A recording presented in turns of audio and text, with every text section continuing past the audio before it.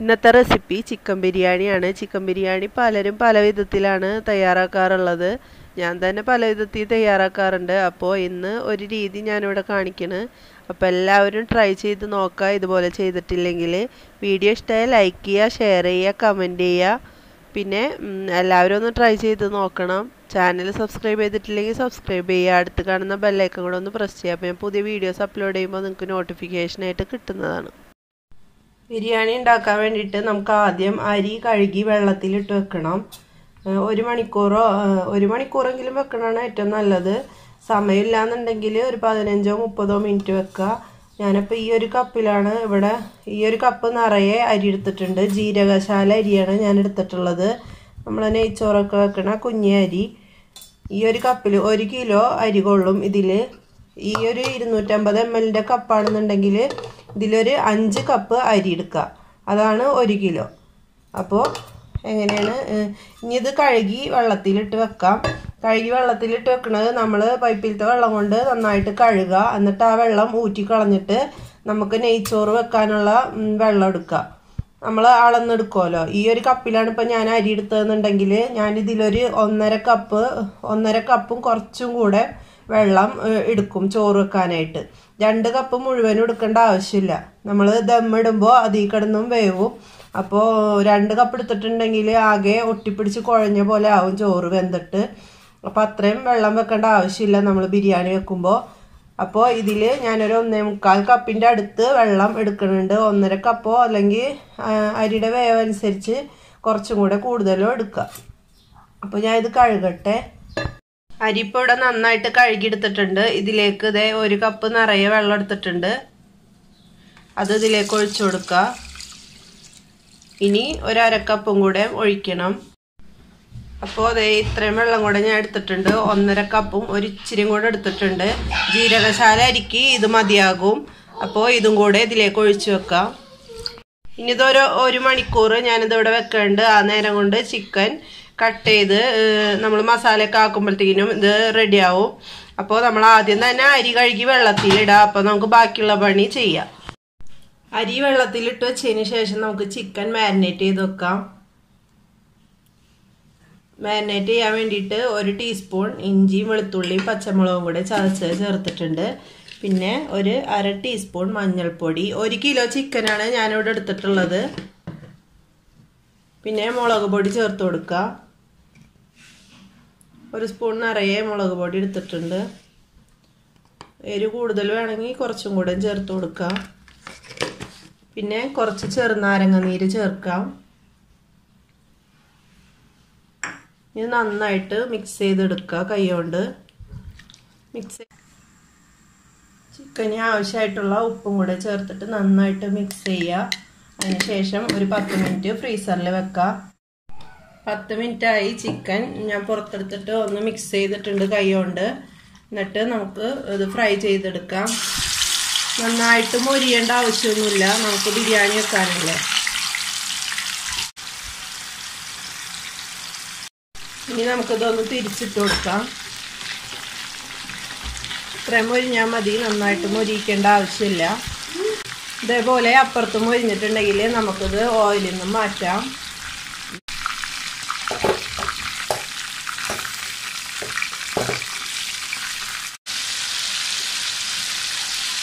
ഇതേപോലെയാണ് മൊരിയേണ്ടത്. നമുക്ക് കൂടുതൽ മൊരിയേണ്ട ആവശ്യമില്ല. ഇപ്പോൾ ചിക്കൻ നമ്മൾ മുഴുവനും ഫ്രൈ ചെയ്തെടുത്തിട്ടുണ്ട്. ഇനി നമുക്ക് മസാല തയ്യാറാക്കാനുള്ള പാത്രം വെക്കാം.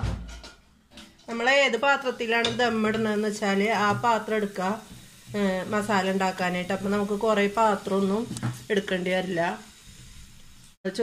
നെയ്ച്ചോറ് വെച്ചിട്ട് ഇതിൽക്കാണ് മസാലയുടെ മുകളിലേക്കാണ് ചോറിടുന്നത്. അപ്പോൾ നമുക്ക് മസാല റെഡിയാക്കുമ്പോൾ ദമ്മിടണ പാത്രം തന്നെ എടുക്കുക. അപ്പോൾ നമുക്ക് കുറേ പാത്രമൊന്നും കഴുകി മെനക്കെടേണ്ട ആവശ്യമില്ല.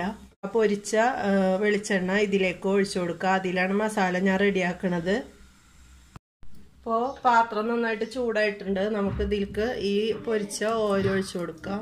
ഇനി ഇതിലേക്ക് നമുക്ക് കുറച്ച് ജീരകം, ഒരു 1/4 ടീസ്പൂൺ നല്ല ജീരകം, പിന്നെ ഒരു ചെറിയ കഷ്ണം പട്ട, കുറച്ച് കുരുമുളക്, ഏലക്കായ ഒരെണ്ണം, ഒരു ഗ്രാമ്പു, ഇത്രയും ഇതിലേക്കൊന്ന് ഇട്ട് പൊട്ടിച്ചു കൊടുക്കുക. നല്ലൊരു മണം ഉണ്ടാവും നമ്മൾ മസാലക്ക്. ഇത് 3 വലിയ സവാള നീളത്തിൽ അരിഞ്ഞതാണ്, അത് ചേർത്ത് കൊടുക്കാം. ഇനി നമുക്ക് ഈ സവാള വാടുന്ന വരെ ഒന്ന് വെയിറ്റ് ചെയ്യാം. ഈ സവാള ഇട്ടതിന് ശേഷം നമുക്ക് ചോറ് വെക്കാൻ വേണ്ടിയിട്ട് പാത്രം അടുപ്പത്ത് വെക്കാം. ഈ മസാല റെഡിയാക്കാൻ വെക്കുമ്പോൾ തന്നെ നമുക്ക് ചോറും വെക്കാം. അല്ലാതെ മസാല ആക്കി വെച്ചിട്ട് ചോറ് വെക്കലല്ല ഞാൻ. ഇത് വെക്കുമ്പോൾ ഒപ്പം തന്നെ ചോറും വെക്കും. ചോറ് വെക്കാൻ വേണ്ടിയിട്ട് ഞാനിവിടെ ഒരു പാത്രം വെച്ചിട്ടുണ്ട്. അതിലേക്ക് നമുക്ക് ആദ്യം കുറച്ച് പശു നെയ്യ് ഒഴിക്കണം. ഞാൻ ഇവിടെ 1 kg നെയ്യാണ് എടുത്തിട്ടുള്ളത്. അത് എന്തിനാന്ന് വെച്ചാൽ നമുക്ക് അണ്ടിപ്പരിപ്പും മുന്തിരി ഒന്ന് വറുത്ത് കോരാൻ വേണ്ടിയിട്ടാണ് ഈ കുറച്ച് ചേർക്കുന്നത്. അത് വറുത്ത് കോരിയതിന് ശേഷം ഞാനിവിടെ വെജിറ്റബിൾ നെയ്യാണ് ചേർക്കുന്നത് ചോറ് വെക്കാനായിട്ട്. പിന്നെ ദമ്മിടുമ്പോൾ മാത്രം ഞാൻ ഈ 1 kg നെയ്യ് ചേർക്കുള്ളൂ.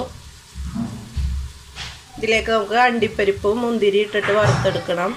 മുന്തിരിയൊക്കെ നിങ്ങളുടെ ഇഷ്ടത്തിനനുസരിച്ച് എടുക്കുക. കൂടുതലാണെങ്കിൽ കൂടുതൽ എടുക്കുക, കുറവാണെങ്കിൽ കുറവെടുക്കുക. പ്രത്യേകിച്ച് ഒരളവില്ല. ഇതൊന്ന് നിറം മാറണ വരെ നമുക്ക് ഇളക്കിക്കൊണ്ടിരിക്കുക. ചെറിയ തീയിൽ വെക്കണം, ഇല്ലെങ്കിൽ വേഗം അത് കരിഞ്ഞു പോകും. ഇത് കളർ മാറി തുടങ്ങുമ്പോൾ നമുക്ക് തീ ഓഫ് ആക്കണം. എന്നിട്ട് വേണം മുന്തിരി ഇടാനായിട്ട്. അല്ലാന്നുണ്ടെങ്കിൽ മുന്തിരി വേഗം കരിഞ്ഞു പോകും. അപ്പോൾ തീ ഓഫാക്കിയിട്ട് മുന്തിരി ഇട്ടിട്ട് മുന്തിരിയൊക്കെ ഒന്ന് വീർത്ത് വന്നാൽ നമുക്കിത് നെയ്യിൽ നിന്ന് മാറ്റാം.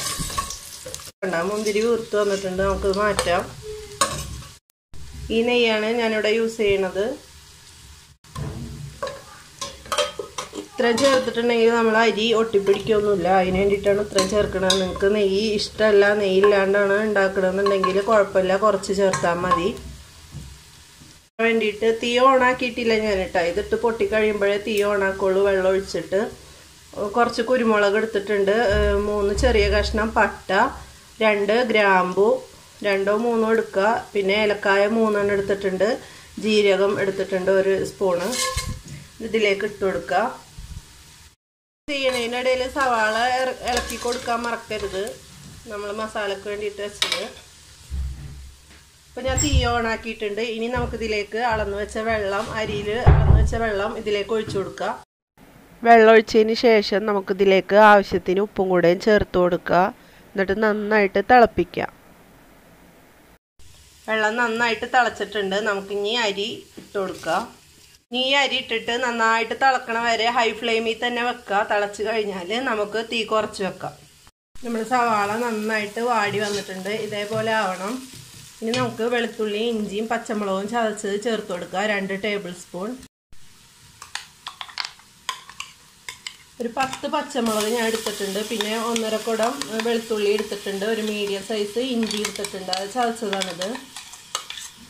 അതിൽ നിന്ന് 1 ടീസ്പൂണാണ് ഞാൻ ചിക്കൻ മാരിനേറ്റ് ചെയ്തപ്പോൾ അതിലേക്ക് ചേർത്തത്. ഇഞ്ചിയും വെളുത്തുള്ളിയൊക്കെ ചേർത്തിട്ടുണ്ടെങ്കിൽ തീ നന്നായി കുറച്ച് വെക്കുക. അല്ലാന്നുണ്ടെങ്കിൽ പച്ചമണം മാറാതെ അത് കരിഞ്ഞു പോവും, പെട്ടെന്ന് കരിഞ്ഞ പോലെ ആവും. ഇത് ഇടയ്ക്കൊന്ന് ഇളക്കി കൊടുക്കണം. ഇതിൻ്റെ പച്ചമണമൊക്കെ മാറിയിട്ടുണ്ട്. ഇതിലേക്ക് നമുക്ക് തക്കാളി ചേർത്ത് കൊടുക്കാം. ഞാൻ ഇവിടെ 1 തണ്ട് വേപ്പിലയും 4 ചെറിയ തക്കാളിയും അരിഞ്ഞതാണിത്, അത് ചേർത്ത് കൊടുക്കുക. നന്നായിട്ടൊന്ന് മിക്സ് ചെയ്യുക. അപ്പോൾ അരി നന്നായിട്ട് തിളച്ച് കഴിഞ്ഞ് നമുക്ക് ഏറ്റവും ചെറിയ തീയിൽ വേണം ഇടാനായിട്ട്. എന്നിട്ട് അടച്ച് വെക്കാം. അപ്പോൾ ചെറിയ തീയിലിട്ടിട്ട് അടച്ച് വെച്ചിട്ടുണ്ട്. ഇതേപോലെ ചെറിയ തീയിലാക്കുക. ഇനി നമ്മളിത് ഇടയ്ക്ക് ഇളക്കുക, ഒന്നും വേണ്ട. ഈ വെള്ളം വറ്റി വരുമ്പോൾ ചോറ് റെഡി ആയിട്ടുണ്ടാവും. ഇടയ്ക്കിടയ്ക്ക് ഇളക്കുമ്പോൾ ചോറ് ഉടഞ്ഞ് കുഴഞ്ഞ് മറിയും. അതുകൊണ്ട് ഇളക്കാനൊന്നും നിൽക്കണ്ട, ഇതിങ്ങനെ കിടന്നിട്ട് വെന്തോളും. ഇനി നമുക്ക് മസാലയിലേക്ക് ആവശ്യമുള്ള ഉപ്പ് ചേർത്ത് കൊടുക്കുക. നമ്മൾ ചോറിലും ചിക്കനിലൊക്കെ ഉപ്പ് ചേർത്തിട്ടുണ്ട്. അപ്പോൾ ഈ മസാലയിലേക്കുള്ള ഉപ്പ് മാത്രം ചേർത്താൽ മതി. ഇനി തക്കാളിയൊക്കെ നന്നായിട്ട് ഉടഞ്ഞ് വാടി വരുമ്പോൾ നമുക്കിതിലേക്ക് ബാക്കി ഇൻഗ്രീഡിയൻസ് ചേർക്കാം. അപ്പോൾ തക്കാളിയൊക്കെ നന്നായി വാടി വന്നിട്ടുണ്ട്. ഇതിലേക്ക് നമുക്ക് ഒരു 1/4 ടീസ്പൂൺ മഞ്ഞൾപ്പൊടി ചേർത്ത് കൊടുക്കുക. ഇതൊന്ന് നന്നായിട്ട് ഇളക്കാം. അതിനുശേഷം കുറച്ച് പുതിനയുടെ ഇല ചെറുതാക്കി അരിഞ്ഞത് ചേർത്ത് കൊടുക്കുക. നിങ്ങൾക്ക് ഇതിൻ്റെ ടേസ്റ്റ് ഇഷ്ടമല്ല എന്നുണ്ടെങ്കിൽ കുറച്ച് ചേർത്താൽ മതി.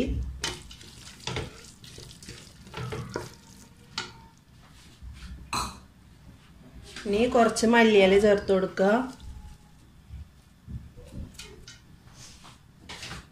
കുറച്ച് ഞാൻ അവിടെ മാറ്റി വെച്ചിട്ടുണ്ട്, നമുക്ക് ദം ഇടുമ്പോൾ ചേർക്കാൻ വേണ്ടിയിട്ടാണ്. ഇതിലേക്ക് നമുക്ക് തൈര് ചേർത്ത് കൊടുക്കാം. ഞാൻ ഇവിടെ 2 ടേബിൾ സ്പൂൺ തൈരാണ് ചേർക്കുന്നത്.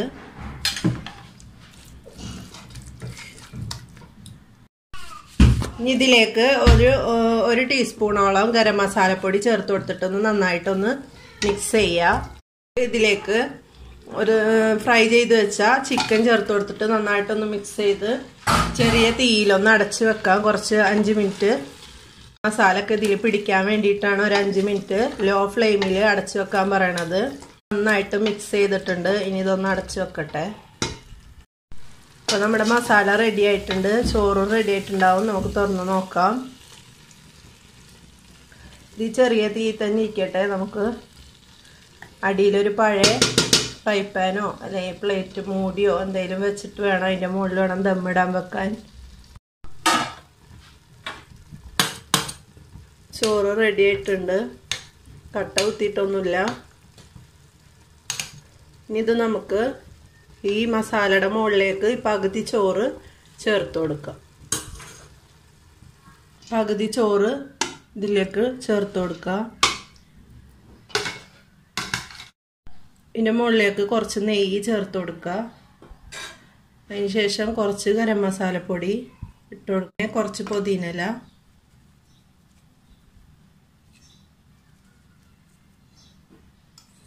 ഞാൻ മുകളിലിടുമ്പോൾ പുതിനയുടെ ഇല ഇടൂല, കാരണം അത് ഒരു കറുത്ത കളർ പോലെ ആവും നമ്മൾ തുറക്കുമ്പോൾ. അപ്പോൾ ഉള്ളിലാണ് ഇടുന്നത്. മല്ലിയില ഇടും കുറച്ച് മുകളിൽ. ഇതിൽ കുറച്ച് മല്ലിയിലയും കൂടെ ചേർത്ത് കൊടുക്കുക.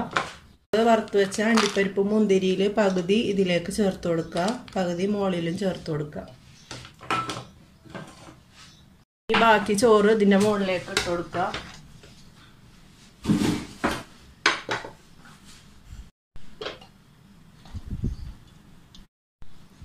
ഇപ്പോൾ എല്ലാ ചോറും ഇട്ടിട്ടുണ്ട്. ഇനി നമുക്ക് ഇതിൻ്റെ മുകളിലേക്ക് കുറച്ച് നെയ്യ് ചേർത്ത് കൊടുക്കുക. ആദ്യം ചെയ്ത പോലെ തന്നെ ഇതിലും ചെയ്ത് കൊടുക്കുക. കുറച്ച് മല്ലിയില, ഇനി ബാക്കിയുള്ള അണ്ടിപ്പരിപ്പും മുന്തിരിയും കൂടെ ഇതിൻ്റെ മുകളിലേക്ക് ചേർത്ത് കൊടുക്കുക. ഇനി സ്റ്റൗവിൻ്റെ മുകളിൽ ഇതേപോലെ ഒരു പഴയ മൂടി വെക്കുക. മൂടിയോ ഫ്രൈ പാനോ എന്താണെന്ന് വെച്ചാൽ വെക്കുക.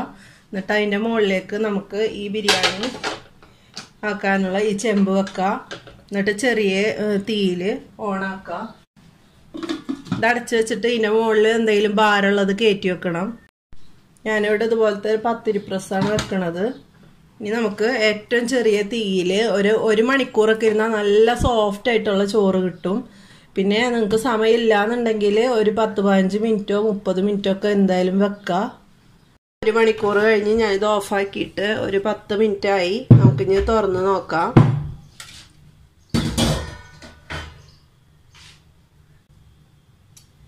കണ്ട, ചോറൊന്നും ഒട്ടിപ്പിടിച്ചിട്ടൊന്നുമില്ല, നല്ല ഇതിൽ വിട്ട് കിടക്കുന്നുണ്ട്.